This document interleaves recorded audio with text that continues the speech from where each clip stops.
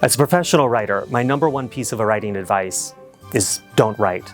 I do not want the competition, and the less writers there are, the better I'll be. I'll do a serious one also.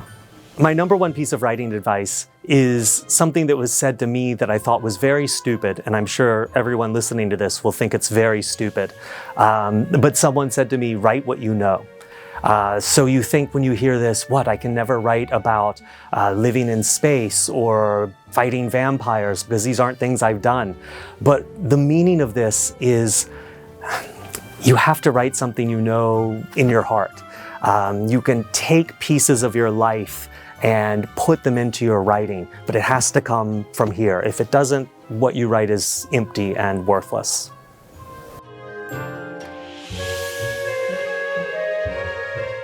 The way I started my career as a writer was wrong. I started as a journalist and I did every job I could. I wrote the words you find in catalogs, the words you find in television directories and television schedules. I did every job I could, and I didn't get serious about writing fiction until I was in my 40s. And I realized that I had to take it seriously. And so I started hanging around other writers and they made me get better.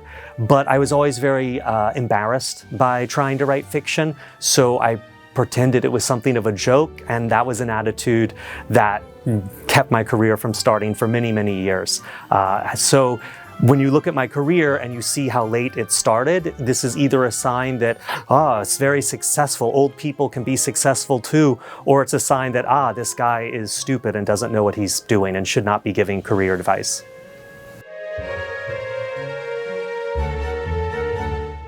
When I was about 9 years old, I saw a movie that stuck with me for the rest of my life, El Noche de Terror Ciego.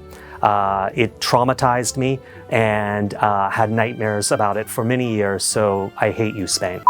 One of my favorite movies of all time, though, is in English, it's Who Can Kill a Child? I think it's Quien, I don't remember the Spanish title, but Narciso Ibáñez Serrador is a director I love very much. He only made a very small number of movies, but they're all fantastic. And I have recently become a fan of the television show he had in the 1960s, which is also amazing.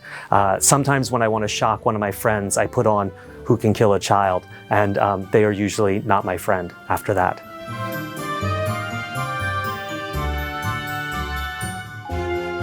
So a few books that I've been introduced to recently that I've really, really loved. Carlos Cici's Caminantes, El Infierno, una chica adolescentes, y El Chica Gris.